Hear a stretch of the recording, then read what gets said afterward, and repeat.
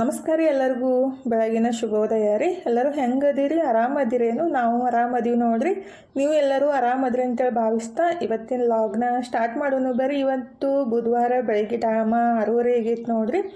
ಫಸ್ಟಿಗೆ ನಮ್ಮ ಡ್ಯೂಟಿ ಅಂದರೆ ಗುಬ್ಬಚ್ಚಿಗೆ ಕಾಳು ಹಾಕೋದು ಮತ್ತು ನಾಯಿಗೆ ಊಟ ಹಾಕೋದ್ರಿ. ಊಟ ಹಾಕೋಕ್ಕಿಂತ ಮುಂಚೆ ಅದು ಜಾಗ ಬಿಟ್ಟು ಕದ್ಲಂಗೆ ಇಲ್ರಿ. ಊಟ ತಿಂತಿಲ್ಲೋ ಎಲ್ಲಿ ಹೋಗುತ್ತೋ ಪತ್ತೆನೇ ಇಲ್ಲ. ಮತ್ತು ಮಧ್ಯಾಹ್ನ ಟೈಮ್ನ ಬರೋದು ತಿರುಗಾಡ್ಕೊಂತ ಹೋಗ್ಬಿಡುತ್ತೆ. ಊಟ ಹಾಕ್ಲಿಕ್ಕಂದ್ರೆ ನೋಡ್ಕೊಂತ ಕುಂತಿರ್ತೈತ್ರಿ. ಬೆಳಗ್ಗೆ ಎದ್ದು ಕೂಡಲೇ ಅಂದ್ರೆ ಬಾಗ್ಲ ತೆಗೆದ ತಕ್ಷಣ ಬಾಕ್ಲಿದ್ರಿ ದೂರ ಕುಂತ ನೋಡ್ತಾ ಇರ್ತೈತಿ. ಮತ್ತು ಬಾಗ್ಲ ತೆಗೆದು ಹೊರಗೆ ಬಂದ ತಕ್ಷಣ ಸನಿಪ್ ಬಂದುಬಿಟ್ಟು ಸೌಂಡ್ ಮಾಡ್ತಾ ಇರ್ತೈತಿ. ಹಾಗಾಗಿ ಬೆಳಗ್ಗೆ ಎದ್ದು ಕೂಡಲೇ ಫಸ್ಟಿಗೆ ಅದಕ್ಕೆ ರೊಟ್ಟಿ ಹಾಕಿಬಿಟ್ಟನೆ ನೆಕ್ಸ್ಟ್ ಕೆಲಸ ಸ್ಟಾರ್ಟ್ ಮಾಡೋದ್ರಿ. ಈಗಿದ್ರೆ ಹೊರಗಡೆ ಹೊಸಲೆಲ್ಲ ತೊಳೆದ್ಬಿಟ್ಟು ನೀರೆಲ್ಲ ಅಂಗಳಕ್ಕೆ ಹಾಕಿ ರಂಗೋಲಿದು ಹಾಕಬೇಕು. ಇನ್ನು ಪಟ್ ಕೆಲಸ ಮುಗಿಸ್ಬಿಟ್ಟು ನಾಷ್ಟಕ್ಕೆ ರೆಡಿ ಮಾಡೋದ್ರಿ.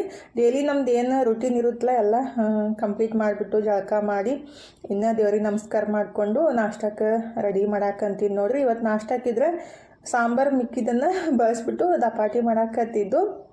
ಅಂದರೆ ಸಾಂಬಾರು ಒಳಗೆ ಕಡಲೆ ಹಿಟ್ಟು, ಗೋಧಿ ಹಿಟ್ಟು ಮತ್ತು ಉಳ್ಳಾಗಡ್ಡಿ ಎಲ್ಲ ಹಾಕಿಬಿಟ್ಟು ಈ ರೀತಿ ದಪಾಟಿ ಮಾಡಿಕೊಟ್ರೆ ಇಷ್ಟನೂ ಆಗುತ್ತೆ ರೀ. ಮತ್ತು ಸಾಂಬಾರು ವೇಸ್ಟ್ ಆಗಂಗಿಲ್ಲ. ಹಾಗಾಗಿ ನಾನು ಸಾಂಬಾರು ಮಿಕ್ಬಿಟ್ರೆ ಇದನ್ನೇ ರೀತಿ ಮಾಡೋದು. ಟೇಸ್ಟ್ ಚಲೋ ಇರುತ್ತೆ ರೀ. ಸ್ವಲ್ಪ ಕಡಲೆ ಹಿಟ್ಟು ಜಾಸ್ತಿ ಹಾಕಬೇಕು ಮತ್ತು ಉಳ್ಳಾಗಡ್ಡಿ ಜಾಸ್ತಿ ಹಾಕಬೇಕು. ಸ್ವಲ್ಪ ಅಜ್ವೇನ ಖಾರದ ಪುಡಿ ಎಲ್ಲ ಹಾಕಿಬಿಟ್ಟು ಮಾಡಿಕೊಟ್ರೆ ಅದನ್ನೇ ರೆಡಿ ಮಾಡಿಕೊಟ್ಟೆ ರೀ. ಮೊಸರು ಸಂಗಟ ತನ್ನೂ ತಿಂದ್ಬಿಟ್ಟು ಕೆಂಪು ಚಟ್ನಿ ಹಚ್ಕೊಂಡು ಡಬ್ಬಿಗೂ ಅದನ್ನೇ ತೊಗೊಂಡು ಹೋದ್ಲು. ಇದ್ರೆ ತನ್ನೋಗಿದ್ರೆ ನಮ್ಮ ಮನೆಯವರು ಕಾಲೇಜ್ಗೆ ಬಿಡಾಕೆ ಹೋಗಿದ್ರು.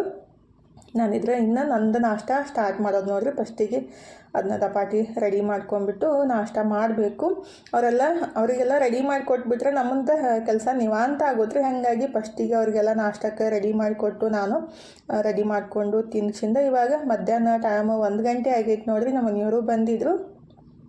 ನಿನ್ನೆ ಅಗಸಿ ಮಜ್ಜಿಗೆ ಮಾಡ್ಕೊಂಡು ಕುಡ್ದಿದ್ದೆ ಅಲ್ರಿ. ನನಗೆ ಭಾಳ ಇಷ್ಟ ಆಗಿತ್ತು. ಹಾಗಾಗಿ ಇವತ್ತು ಮಾಡ್ಕೊಂಡು ಕುಡಿಬೇಕಂತ ರೆಡಿ ಮಾಡಾಕತ್ತಿದ್ದೆ. ನಮ್ಮ ಮನೆಯವರು ಬಂದಿದ್ದರು. ನೀರು ತುಂಬಿತಿಲ್ಲ ರೀ ಇವತ್ತು ಬೆಳಗ್ಗೆ.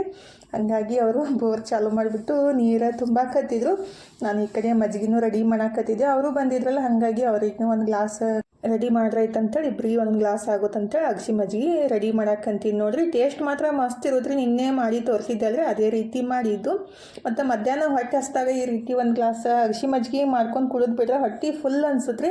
ಮತ್ತು ಅಡುಗೆ ಮಾಡ್ಕೊಂಡು ಊಟ ಮಾಡೋ ತನಕ ಎನರ್ಜಿನೂ ಇರುತ್ತೆ. ಈಗಿದ್ರೆ ರೆಡಿ ಮಾಡಿ ನಮ್ಮ ಮನೆಯವ್ರಿಗೆ ಕೊಟ್ಟೆ ರೀ. ಅವರಿದ್ರೆ ಬೆಳ್ಳುಳ್ಳಿ ಹಾಕಬೇಕಿಲ್ಲ, ಕೊತ್ತಂಬರಿ ಹಾಕಬೇಕಿಲ್ಲ ಅಂತ ಅನ್ನೋಕೆ ಸ್ಟಾರ್ಟ್ ಮಾಡಿಬಿಟ್ಟಿದ್ರು. ಇದು ಅಗಸಿ ಮಜ್ಜಿಗೆ ಹಿಂಗೆ ಕುಡಿಬೇಕ್ರಿ. ಅದು ಏನು ರೂಲ್ಸ್ ಇರ್ತಿದ್ದಿಲ್ಲ ಅದನ್ನ ಫಾಲೋ ಮಾಡಬೇಕು. ನೀವು ಇಲ್ಲ ಬೆಳ್ಳುಳ್ಳಿ ಹಾಕಬೇಕು ಅದನ್ನ ಹಾಕಬೇಕು ಅಂತಂದ್ರೆ ಅದು ಅಗಸಿ ಮಜ್ಜಿಗೆ ಆಗಂಗಿಲ್ಲ ರೀ. ಅದು ಏನು ರೂಲ್ಸ್ ಇರ್ತೈತಿಲ್ಲ ಅದನ್ನೇ ಫಾಲೋ ಮಾಡಬೇಕಲ್ಲ. ಇದೇ ರೀತಿ ಆಯುರ್ವೇದಿಕ್ ಡಾಕ್ಟ್ರ್ ಹೇಳಿದ್ರು. ಅದೇ ರೀತಿ ಮಾಡಿದ್ನಿ. ಈಗ ಸುಮ್ಮನೆ ಕುಡೀರಿ, ಉಪ್ಪರೇ ಹಾಕಿಲ್ಲ ಅಂತಂದ್ರು. ಉಪ್ಪು ಹಾಕಿನಲ್ಲ ಅಂತ ಅನ್ಕೊಂತ ಹಂಗೆ ಮಾತಾಡ್ಕೊತ ಈಗ ಅಗಸಿ ಮಜ್ಜಿಗೆನೂ ಕುಡ್ದೇವು ನೋಡ್ರಿ. ಈಗ ಟೈಮ 1:30 ಆಗಿತ್ತು ರೀ. ಇನ್ನು ಮಧ್ಯಾಹ್ನ ಅಡುಗೆನೂ ಸ್ಟಾರ್ಟ್ ಮಾಡ್ಬೇಕು ನೋಡ್ರಿ. ಲೇಟನ ಆಯಿತು ಅಡುಗೆ ಮಾಡೋದು. ಹಾಗಾಗಿ ಫಸ್ಟಿಗೆ ಮಜ್ಜಿಗೆ ಕುಡಿದ್ಬಿಟ್ಟನೆ ಆಮೇಲೆ ಪಲ್ಯ ಮಾಡಿ ರೊಟ್ಟಿ ಮಾಡ್ರೈತಂತೇಳಿ ಈಗ ಹಾಗಲಕಾಯಿ ಪಲ್ಯನ ರೆಡಿ ಮಾಡಾಕಂತೀನಿ ನೋಡ್ರಿ. ಅಂದರೆ ಹಾಗಲಕಾಯಿ ಅಡ್ಗಾಯಿ ಆದರೂ ಅನ್ಬೋದು, ಎಣ್ಗಾಯಿ ಆದರೂ ಅನ್ಬೋದು. ಒಟ್ಟಿನಲ್ಲಿ ಟೇಸ್ಟ್ ಮಾತ್ರ ಮಸ್ತ್ ಇರುತ್ತೆ ರೀ. ನಾನು ಫಸ್ಟ್ ಟೈಮ್ ಟ್ರೈ ಮಾಡಿದ್ದು ಭಾಳ ಮಸ್ತ್ ಬಂದಿತ್ತು ರೀ. ಅಂದರೆ ಸ್ವಲ್ಪ ಡಿಫ್ರೆಂಟ್ ಐತ್ರಿ ಇದು ರೆಸಿಪಿ. ಟೇಸ್ಟ್ ಮಾತ್ರ ಮಸ್ತ್ ಇರುತ್ತೆ. ಮತ್ತು 3-4 ದಿವಸ ಇಟ್ಕೊಂಡು ತಿನ್ಬೋದು. ಟೇಸ್ಟ್ ಮಾತ್ರ ಮಸ್ತ್ ಇರುತ್ತೆ ರೀ. ಈಗ ಹಾಗಲಕಾಯಿ ತೊಗೊಂಡು ಸ್ವಚ್ಛ ತೊಳ್ಕೊಂಬಿಟ್ಟು ತುಂಬ ತೆಗೆದ್ಬಿಟ್ಟು ಒಂದ್ರೊಳಗೆ 2 ಹಾಗಲಕಾಯಿ ಈ ರೀತಿ ಕಟ್ ಮಾಡಿಕೊಂಡು ಒಳಗಡೆದು ಬೀಜ ಎಲ್ಲ ತೆಗೆದು ಬಿಡ್ಬೇಕ್ರಿ. ಈಗ 1 ಚಮಚ ತೊಗೊಂಡ್ಬಿಟ್ಟು ಈ ರೀತಿ ಒಳಗಡೆದು ಬೀಜ ಎಲ್ಲ ಈಜಿಯಾಗೆ ತೊಗೊಂಡ್ಬಿಡ್ಬೋದು ರೀ. 1 ನಿಮಿಷದೊಳಗೆ ಎಷ್ಟೆಲ್ಲ ಹಾಗಲಕಾಯಿದು ಒಳಗಡೆದು ಬೀಜ ತೊಗೊಂಡ್ಬಿಡ್ಬೇಕು. ಅಂದರೆ ಇದು ವೇಸ್ಟ್ ಮಾಡಂಗಿಲ್ರಿ. ಇದನ್ನು ಯೂಸ್ ಮಾಡ್ಕೊತೀವಿ. ಅದಕ್ಕಾಗಿ ಒಂದು ಪ್ಲೇಟ್ ಒಳಗೆ ಎಲ್ಲ ಬೀಜ ಎಲ್ಲ ತೆಗೆದ್ಬಿಟ್ಟು ಎತ್ತಿಟ್ಕೋಬೇಕಾಗೋದ್ರಿ. ಈ ರೀತಿ ಹಾಗಲಕಾಯಿ ಪಲ್ಯ ಮಾಡಿಬಿಟ್ರೆ ಟೇಸ್ಟು ಮಸ್ತ್ ಇರುತ್ತೆ. ಮತ್ತು 2-3 ದಿವಸ ಆರಾಮ್ಸರಿ ಇಟ್ಕೊಂಡು ತಿನ್ಬೋದು ರೀ. ಟೇಸ್ಟ್ ಮಾತ್ರ ಮಸ್ತ್ ಇರುತ್ತೆ. ಈಗಿದ್ರೆ ಅದ್ರೊಳಗಿನ ಬೀಜ ಎಲ್ಲ ತೆಗೆದ್ಬಿಟ್ಟು ಮ್ಯಾಲಿಂದ ಈ ರೀತಿ ಸ್ವಲ್ಪ ನಾನು ಹೆರ್ಕೊಂಡಿದ್ರಿ. ಹೆರ್ಕೊಳ್ಳೋ ಅವಶ್ಯಕತೆ ಇಲ್ಲ, ಹಂಗನೂ ಮಾಡ್ಬೋದು. ಸುಮ್ಮನೆ ಟೈಮ್ನೂ ವೇಸ್ಟ್ ಆಗುತ್ತೆ. ನಾನು ಫಸ್ಟ್ ಟೈಮ್ ಮಾಡಾಕತ್ತಿದ್ದಲ್ಲ ಹಾಗಾಗಿ ಸ್ವಲ್ಪ ಹೆರ್ಕೊಂಡಿದ್ದು. ಆ್ಯಕ್ಚುಲಿ ಈ ರೀತಿ ಮಾಡ್ಲಿಕ್ಕಂದ್ರೂ ನಡೀತೈತ್ರಿ. ಟೈಮ್ನೂ ಸೇವ್ ಆಗುತ್ತೆ ಮತ್ತು ವೇಸ್ಟ್ನೂ ಆಗಂಗಿಲ್ಲ. ಅಂದ್ರೆ ಅದು ಸುಮ್ಮನೆ ಸ್ಟಫಿಂಗ್ ಜಾಸ್ತಿ ಆಗುತ್ತಲ್ಲ ಹಾಗಾಗಿ ಹೇಳಾಕತ್ತಿದ್ದು. ಒಳಗಿನ ಬೀಜ ಎಲ್ಲ ತೆಗೆದ್ಬಿಟ್ಟು ಮ್ಯಾಲೆ ಸ್ವಲ್ಪ ಈ ರೀತಿ ಉಪ್ಪೆಲ್ಲ ಉದುರಿಸ್ಕೊಂಡ್ಬಿಟ್ಟು ಚಲೋತ್ನಾಗೆ ಅದಕ್ಕೆ ಎಲ್ಲ ಹಚ್ಚಿಬಿಟ್ಟು ಒಂದು 10-15 ನಿಮಿಷ ಸ್ಟೀಮ್ ಒಳಗೆ ಬೆನ್ಸ್ಕೋಬೇಕಾಗುತ್ತೆ ರೀ. ಈಗ ನಾನು ಹಾಗಲಕಾಯಿಗೆ ಸ್ವಲ್ಪ ಉಪ್ಪೆಲ್ಲ ಹಚ್ಬಿಟ್ಟು ಸ್ಟೀಮ್ ಒಳಗೆ ಈ ರೀತಿ ಬೆನ್ಸಾಕಿಟ್ಟಿದ್ದೀನಿ ರೀ ಒಂದು 10ರಿಂದ 15 ನಿಮಿಷ. ಅದರೊಳಗೆ ಸ್ಟಫಿಂಗ್ ಫಿಲ್ ಮಾಡಬೇಕಾಗುತ್ತಲ್ರಿ, ಹಾಗಾಗಿ ಅದನ್ನ ರೆಡಿ ಮಾಡ್ಕೋಬೇಕಾಗುತ್ತೆ. ಈಗ ಒಂದು ಕಡಾಯಿನ ಬಿಸಿ ಮಾಡೋಕ್ಕಿಟ್ಟು ಒಂದು 2-3 ಚಮಚದಷ್ಟು ಎಣ್ಣೆ ಹಾಕಿದ್ದೀನಿ ರೀ. ಅಂದ್ರೆ ಒಂದು ಅರ್ಧ ಬಟ್ಲಷ್ಟು ಶೇಂಗಾ ಹಾಕಿದ್ದೀನಿ. ಶೇಂಗಾ ಸ್ವಲ್ಪ ಹುರ್ಕೊಂಡ್ಮೇಲೆ ಸ್ವಲ್ಪ ಬೆಳ್ಳುಳ್ಳಿ ಒಂದು ಗಡ್ಡಿಯಷ್ಟು ಮತ್ತು ಒಂದು ಅರ್ಧ ಬಟ್ಲಷ್ಟು ಒಣ ಕೊಬ್ಬರಿ ಹಾಕಿದ್ದೀನಿ ರೀ. ಅದನ್ನು ನೀಟಾಗಿ ಹುರ್ಕೊಂಡ್ಬಿಡ್ಬೇಕು. ಜಾಸ್ತಿ ಉರಿ ಇಟ್ಕೊಂಡು ಹುರ್ಕೊಳಕ್ಕೆ ಹೋಗಬಾರ್ದು, ಸ್ವಲ್ಪ ಸಣ್ಣ ಉರಿ ಒಳಗನ ಹುರ್ಕೋಬೇಕ್ರಿ. ಈಗ ಶೇಂಗಾ ಮತ್ತು ಕೊಬ್ಬರಿ ಸ್ವಲ್ಪ ಹುರಿದ್ಮೇಲೆ ಒಂದು 2-3 ಚಮಚದಷ್ಟು ಬಿಳಿ ಎಳ್ಳು ಹಾಕಬೇಕ್ರಿ. ಮತ್ತು 1 ಚಮಚದಷ್ಟು ಜೀರಿಗೆ ಮತ್ತು 1 ಚಮಚದಷ್ಟು ಧನಿಯಾ ಬೀಜ ಹಾಕಿಬಿಟ್ಟು ಎಲ್ಲ ಸ್ವಲ್ಪ ಚಲೋತ್ನಾಗೆ ಸಣ್ಣ ಉರಿ ಒಳಗೆ ಹುರ್ಕೋಬೇಕ್ರಿ. ಅವನ್ನೆಲ್ಲ ಸಣ್ಣ ಉರಿ ಒಳಗೆ ಚಲೋತ್ನಾಗ ಹುರ್ಕೊಂಡ್ಮೇಲೆ ಇದು ಹಾಗಲಕಾಯಿದು ಒಳಗಿದ್ದು ಬೀಜ ಮತ್ತು ಮ್ಯಾಲೆ ಹೆರ್ಕೊಂಡ್ಬಿಟ್ಟು ಇಟ್ಟಿದ್ದೀವಲ್ಲ ರೀ, ಅದನ್ನ ಹಾಕಿಬಿಟ್ಟು ಮೆತ್ತಗಾಗೋ ಮಟ್ಟ ಹುರ್ಕೋಬೇಕಾಗುತ್ತೆ. ಸ್ವಲ್ಪ ಉಪ್ಪು ಹಾಕಿಬಿಟ್ಟು ಒಂದು 3-4 ನಿಮಿಷ ಟೈಮ್ನೂ ಬೇಕಾಗುತ್ತೆ ರೀ. ಈಗ ಸ್ವಲ್ಪ ಉಪ್ಪು ಹಾಕಿದ್ದೀನಿ, ಅಂದರೆ ಹಾಗಲಕಾಯಿ ಸ್ವಲ್ಪ ನೀರು ಬಿಟ್ಟು ಜಲ್ದಿ ಮೆತ್ತಗಾಗುತ್ತಲ್ಲ, ಹಾಗಾಗಿ ಸ್ವಲ್ಪ ಉಪ್ಪು ಹಾಕಿಬಿಟ್ಟು ಒಂದು 3-4 ನಿಮಿಷ ಚಲೋತ್ನಾಗ ಹುರ್ಕೊಂಡ್ಬಿಟ್ಟು ಆಮೇಲೆ ಪೂರ್ತಿಯಾಗಿ ತಣ್ಣಗಾದ್ಮೇಲೆ ಮಿಕ್ಸಿಗೆ ಹಾಕಿ ರುಬ್ಕೊಳಕ್ಕೆ ಬರುತ್ತೆ ರೀ. ಈಗೆಲ್ಲ ಈ ರೀತಿ ಮೆತ್ತಗಾಗೋ ಮಟ್ಟ ಹುರ್ಕೊಂಡ್ಬಿಟ್ಟು ಸೈಡಿಗೆ ಎತ್ತಿ ಇಡ್ತೀನಿ ರೀ. ತಣ್ಣಗಾದ್ಮೇಲೆ ಅದು ರುಬ್ಕೊತೀನಿ. ಈ ಕಡೆ ಹಾಗಲಕಾಯಿನೂ ಬೆನ್ಸಾಕಿಟ್ಟಿದ್ದೆ ಅಲ್ರಿ ಸ್ಟೀಮ್ ಒಳಗೆ, ಅವನು ಮೆತ್ತಗಾಗಿದ್ದು ನೋಡ್ರಿ. ಅದು ಜಾಸ್ತಿ ಮೆತ್ತಗಾಗೋದೇನು ಅವಶ್ಯಕತೆ ಇಲ್ಲ, ಒಂದು 80% ಅಷ್ಟಾದರೂ ಬೆನಿಬೇಕು. ಈಗಿದ್ರೆ ಅದನ್ನು ಬಂದ್ ಮಾಡಿಬಿಟ್ಟು ಗ್ಯಾಸ್, ಅಂದರೆ ಹಾಗಲಕಾಯಿ ಬೆನ್ಸಾಕಿಟ್ಟಿದ್ದು ಈ ಕಡೆ ಅದು ಹುರಿದಿಟ್ಟಿದ್ದು ಮಿಕ್ಸರ್ ಜಾರಿಗೆ ಹಾಕಿಬಿಟ್ಟು ರುಚಿಗೆ ತಕ್ಕಷ್ಟು ಉಪ್ಪು, ಅಂದರೆ ಫಸ್ಟಿಗೆ ಸ್ವಲ್ಪ ಉಪ್ಪು ಹಾಕಿದ್ದೀವಿ ರೀ. ಮತ್ತು ಸ್ವಲ್ಪ ಉಪ್ಪು ಮತ್ತು ಧನಿಯಾ ಪುಡಿ, ಗರಂ ಮಸಾಲ, ಜೀರಿಗೆ ಪುಡಿ ಮತ್ತು ಅರಿಶಿನ ಪುಡಿ ಮತ್ತು ಖಾರಕ್ಕೆ ಎಷ್ಟು ಬೇಕಲ್ಲ ಅಷ್ಟು ಖಾರದ ಪುಡಿ ಮತ್ತು ಸ್ವಲ್ಪ ಹಿಂಗೆ ಹಾಕಬೇಕ್ರಿ. ಈಗ ಇಂಗು ಮತ್ತು ಖಾರಕ್ಕೆ ಎಷ್ಟು ಬೇಕಲ್ಲ ಅಷ್ಟು ಖಾರದ ಪುಡಿ ಮತ್ತು ಸ್ವಲ್ಪ ಕರಗಿಸಿದ ಬೆಲ್ಲ ಹಾಕಿದ್ದೀರಿ. ನೀವು ಪುಡಿ ಬೆಲ್ಲ ಇದ್ದರೆ ಅದು ಹಾಕ್ಬೋದು. ಮತ್ತು ಒಂದು 2-3 ಚಮಚದಷ್ಟು ಹುಣಸೆಹಣ್ಣಿನ ರಸ ಹಾಕಿದ್ದೀರಿ. ಅಂದರೆ ಬೆಲ್ಲ ಮತ್ತು ಹುಳಿ ಎಷ್ಟು ಬೇಕಲ್ಲ, ಅಂದರೆ ಒಬ್ಬೊಬ್ಬರ ಮನೆಯೊಳಗೆ ಸ್ವಲ್ಪ ಜಾಸ್ತಿ ಕಡಿಮೆ ಯೂಸ್ ಆಗುತ್ತಲ್ಲ ರೀ, ಹುಳಿ ಆಗಲಿ ಮತ್ತು ಸ್ವೀಟ್ ಆಗಲಿ ಮತ್ತು ಖಾರ ಆಗಲಿ, ತಮ್ಮ ಟೇಸ್ಟ್ ಅನುಸಾರ ಅದನ್ನ ಹಾಕಬೇಕು.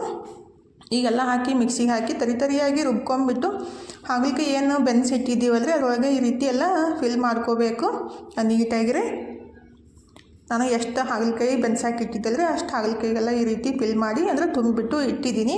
ಈ ಕಡೆ ಅದು ಏನು ಮಸಾಲ ಹುರ್ಕೊಂಡಿದ್ದೀವಲ್ರಿ ಅದು ಕಡಾಯಿಗಿನ ಮತ್ತೊಂದು 2-3 ಚಮಚದಷ್ಟು ಎಣ್ಣೆ ಹಾಕಿಬಿಟ್ಟು ಎಲ್ಲ ತುಂಬಿಟ್ಟಿದ್ದ ಹಾಗಲಕಾಯಿನ ಇದ್ರೊಳಗೆ ಹಾಕಿಬಿಟ್ಟು ಒಂದು 4-5 ನಿಮಿಷ ಬೆನ್ಸ್ಕೋಬೇಕಾಗುತ್ತೆ ರೀ. ಈ ರೀತಿ ಹಾಗಲಕಾಯಿ ಎಲ್ಲ ಹಾಕಿಬಿಟ್ಟು 1-2 ನಿಮಿಷ ಮುಚ್ಚಿಡ್ಬೇಕ್ರಿ. ಮತ್ತೊಂದು ಸಲ 2 ನಿಮಿಷ ಆದಮೇಲೆ ಮಿಕ್ಸ್ ಮಾಡಿಬಿಟ್ಟು ಮತ್ತೆ ಮುಚ್ಚಿಡಾಕೆ ಬರುತ್ತೆ. ಈ ಕಡೆ ಹಾಗಲಕಾಯಿ ಎಲ್ಲ ಕಡಾಯಿಗೆ ಹಾಕಿಬಿಟ್ಟು ಮುಚ್ಚಿಟ್ಟಿದ್ದೀನಿ ರೀ. ಇನ್ನು ರೊಟ್ಟಿ ಮಾಡ್ಬೇಕಂತ ಹಿಟ್ಟನ್ನು ರೆಡಿ ಮಾಡ್ಕೊಳಕಂತೀನಿ ನೋಡಿರಿ. ಹಾಗಲಕಾಯಿ ಪಲ್ಯಕ್ಕೆ ಏನಿತ್ತಲ್ಲ ರೊಟ್ಟಿ ಇದ್ರೆ ಸಖತ್ತಾಗಿರುತ್ತೆ ಟೇಸ್ಟ್, ಹಾಗಾಗಿ ಈ ಕಡೆ ರೊಟ್ಟಿ ಹಿಟ್ಟನ್ನು ಕಲಿಸ್ಬೇಕಂತ ರೆಡಿ ಮಾಡ್ಕೊಳಕಂತೀನಿ. ಒಂದು 2 ನಿಮಿಷ ಆಗಿತ್ತಲ್ರಿ ಅದು ಹಾಗಲಕಾಯಿ ಮುಚ್ಚಿಟ್ಬಿಟ್ಟು ಮತ್ತೊಂದು ಸಲ ತೆಗೆದ್ಬಿಟ್ಟು ಮತ್ತೊಂದು ಮಿಕ್ಸ್ ಮಾಡಿಬಿಟ್ಟು ಮತ್ತೊಂದು 2 ನಿಮಿಷ ಮುಚ್ಚಿಡ್ಬೇಕಾಗುತ್ತೆ ರೀ. ಈ ರೀತಿ ಮಾಡಿಬಿಟ್ರೆ ಹಾಗಲಕಾಯಿ ಪಲ್ಯ ಅಂತೂ ಭಾಳ ಮಸ್ತ್ ಬರುತ್ತೆ ರೀ. ಮತ್ತು 4-5 ದಿವಸ ಇದ್ರೂ ಇದು ಹಾಳಾಗಂಗಿಲ್ಲ ರೀ, ಟೇಸ್ಟ್ ಮಾತ್ರ ಮಸ್ತ್ ಇರುತ್ತೆ. ಇದಕ್ಕೆ ನೀರು ಬಳಸಕ್ಕೆ ಹೋಗಬಾರ್ದು ಆ್ಯಕ್ಚುಲಿ ರೀ. ಅಂದರೆ ನಮ್ಮ ಮನೆಯೊಳಗೆ ಸ್ವಲ್ಪ ಗ್ರೇವಿ ಥರ ಇದ್ರೇ ಇಷ್ಟಪಡ್ತಾರೋ, ಅಂದರೆ ನಮ್ಮ ಮನೆಯವ್ರಿಗೆ ರೀ ಏನೇ ಮಾಡಿಬಿಟ್ರೂ ಹಂಗೆ ಮಾಡಬೇಕಿಲ್ಲ ಹಿಂಗೆ ಮಾಡಬೇಕಿಲ್ಲ, ಇದಕ್ಕೆ ನೀರು ಹಾಕಿಲ್ಲಲ್ಲ ಗ್ರೇವಿ ಮಾಡಬೇಕಿಲ್ಲ ಅಂತ ಅಂತಾರಂತ ನಾನು ಸ್ವಲ್ಪ ನೀರನ್ನು ಬಳಸಿದ್ದೀನಿ. ಆ್ಯಕ್ಚುಲಿ ನೀರು ಹಾಕ್ದೇ ಇದೇ ರೀತಿ ಮಾಡಿಬಿಟ್ರೆ ಒಂದು 3-4 ದಿವಸ ಆರಾಮ್ಸ್ರಿ ಇಟ್ಕೊಂಡು ಯೂಸ್ ಮಾಡ್ಬೋದು ರೀ. ನಾನು ಸ್ವಲ್ಪ ನೀರು ಹಾಕಿದ್ದೀನಿ, ಒಂದು ಸಣ್ಣ ಗ್ಲಾಸ್ ಅಷ್ಟು. ಆ್ಯಕ್ಚುಲಿ ನೀರು ಹಾಕ್ದೇ ಮಾಡಿಬಿಟ್ರೆ ಟೇಸ್ಟು ಮಸ್ತ್ ಇರುತ್ತೆ. ಮತ್ತು ಒಂದು 3-4 ದಿವಸ ಆರಾಮ್ಸ್ರಿ ಇಟ್ಕೊಂಡು ತಿನ್ಬೋದು. ರೊಟ್ಟಿ ಅಥವಾ ಚಪಾತಿಗೆ ಅನ್ನಕ್ಕೆ ಸೈಡ್ ಡಿಶ್ ಆಗಿ ತಿಂದುಬಿಟ್ರೆ ಸಖತ್ತಾಗಿರುತ್ತೆ ನೋಡಿರಿ ಟೇಸ್ಟ್. ನಾನು ಸ್ವಲ್ಪ ನೀರು ಹಾಕಿಬಿಟ್ಟು ಬೆನ್ಸಾಕಿಟ್ಟಿದ್ದೆ ರೀ ಮತ್ತೊಂದು 2 ನಿಮಿಷ. ಈಗ ಎಣ್ಣೆ ಎಲ್ಲ ಈ ರೀತಿ ಬಿಟ್ಕೊಂಡೈತೆ ನೋಡಿರಿ. ಯಾಕಂದರೆ ಶೇಂಗಾ ಮತ್ತು ಎಳ್ಳು ಎಲ್ಲ ಹಾಕಿರ್ತೀವಲ್ಲ, ಬೆನ್ಸಿದ ಕೂಡಲೇ ಜಾಸ್ತಿ ಎಣ್ಣೆನೇ ಬಿಟ್ಟಿರ್ತೈತಿ. ಅದನ್ನ ರೆಡಿ ಆಗಿತ್ತಂತ ಸೈಡಿಗೆ ಎತ್ತಿ ಇಟ್ಬಿಟ್ಟು ಇನ್ನು ಮಸ್ತಾಗೆ ಜೋಳದ ರೊಟ್ಟಿ ಮಾಡಾಕಂತೀನಿ ನೋಡಿರಿ. ಎಲ್ಲ ಮಾಡೋದಷ್ಟೇ ರೀ, ರೊಟ್ಟಿ ಮಾಡೋದು ಸ್ವಲ್ಪ ಕಷ್ಟ ಅನಿಸುತ್ತೆ. ಅಂದರೆ ಅವಾಗೆಲ್ಲ ಜಾಸ್ತಿ ರೊಟ್ಟಿ ಮಾಡ್ತಿದ್ರು, ಇತ್ತೀಚೆಗೆ ಎಲ್ಲರಿಗೆ ರೊಟ್ಟಿ ಮಾಡೋದಂದ್ರೆ ಸ್ವಲ್ಪ ಕಷ್ಟನೇ ಅನ್ಸುತ್ತೆ ರೀ. ಅವಾಗ ಈ ರೀತಿ ಸ್ವಲ್ಪ ಲಟ್ಟಿಸ್ಬಿಟ್ಟು ಮಾಡಿಬಿಟ್ರೆ ಕಷ್ಟನೂ ಕಮ್ಮಿ ಆಗುತ್ತೆ, ಶ್ರಮನೂ ಕಮ್ಮಿ ಆಗುತ್ತೆ ನೋಡಿರಿ. ಇತ್ತೀಚೆಗೆ ಕಲ್ತಿದ್ದು, ನನಗೂ ಫಸ್ಟ್ ಬರ್ತಿತ್ತಿಲ್ಲ ರೀ.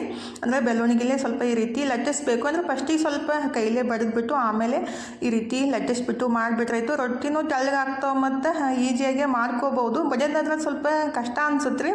ಅವಾಗೆಲ್ಲ ಜಾಸ್ತಿ ರೊಟ್ಟಿ ಮಾಡ್ತಿದ್ರು, ರೂಢಿ ಇರ್ತಿತ್ತು. ನಾವು ಇವಾಗ ಒಂದು ವಾರದಾಗ ಒಂದು ಸಲ ರೊಟ್ಟಿ ಮಾಡಿರ್ತೀವಿ, ಹಾಗಾಗಿ ಸ್ವಲ್ಪ ಜಾಸ್ತಿ ರೊಟ್ಟಿ ಬಡಿದಾಗ ಕೈನೂ ಬ್ಯಾನೆ ಆಗ್ತಾವಲ್ಲ, ಆವಾಗ ಈ ರೀತಿ ಲಟ್ಟಿಸ್ಬಿಟ್ಟು ಮಾಡಿಬಿಟ್ರೆ ಬೆಸ್ಟ್ ಆಗುತ್ತೆ ನೋಡಿರಿ. ಫೈನಲಿ ರೊಟ್ಟಿನೂ ಎಲ್ಲ ಮುಗಿಸ್ದೆ ರೀ. ಲಾಸ್ಟಿಗೆ ಒಂದು ದೊಡ್ಡ ರೊಟ್ಟಿ ದಪ್ಪ ಮಾಡಿ ಇಟ್ಟಿದ್ದೀನಿ. ಅಂದರೆ ನಾಯಿಗೆ ಹಾಕಾಕ್ರಿ ಒಂದೊಂದು ತೆಳ್ಳಂದು ಹಾಕಿಬಿಟ್ರೆ ಅದಕ್ಕೆ ಜಲ್ದಿ ಹೊಟ್ಟೆ ತುಂಬಂಗಿಲ್ಲಲ್ಲ, ಹಾಗಾಗಿ ದಪ್ಪಂದು ರೊಟ್ಟಿ ಮಾಡಿಬಿಟ್ರೆ ಜಲ್ದಿ ಹೊಟ್ಟೆ ತುಂಬುತ್ತಂತೇಳಿ ಈಗ ಹಾಗಲಕಾಯಿ ಪಲ್ಯ ಮತ್ತು ರೊಟ್ಟಿ ಮಸ್ತಾಗಿ ಪ್ಲೇಟ್ ರೆಡಿ ಆಗೈತೆ ನೋಡಿರಿ.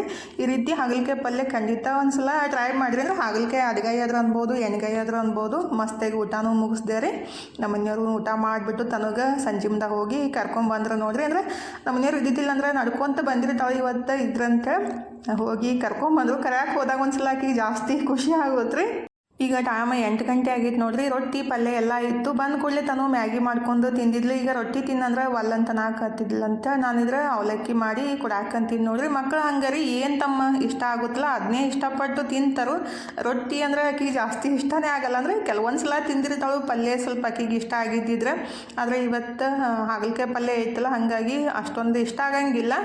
ಅದಕ್ಕಂತ ಅವಲಕ್ಕಿ ಮಾಡಿಕೊಡಾಕಂತೀನಿ ನೋಡ್ರಿ. ಊಟನೇವಲ್ಲ ಹಂಗೆ ಮಕ್ಕೊಂತೀನಿ ಮಮ್ಮಿ ಅಂತ ಅಂದ್ಲು. ನಮಗೆ ಜೀವ ಕೇಳಬೇಕಲ್ರಿ, ಹಂಗೆ ಮಕ್ಕೊಂಬಿಟ್ರೆ ಬೇಜಾರಾಗುತ್ತೆ.